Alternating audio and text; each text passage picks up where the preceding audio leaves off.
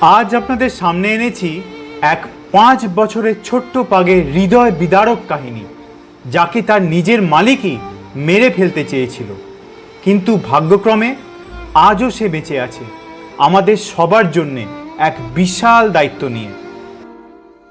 ওর কোনো দোষ ছিল না, কিন্তু মাত্র 5 বছরেই এই ছোট্ট প্রাণটা প্রতিদিন সহ্য করেছে অকথ্য নির্যাতন। মদ্যপ অবস্থায় মালিক প্রতিদিন ওকে মারত। গতকাল তো ডুবিয়েই মেরে ফেলার চেষ্টা করেছিল পুকুরে। যদি প্রতিবেশীরা না থাকতো, আজ হয়তো এই মুখটাই আমরা আর দেখতে পেতাম না।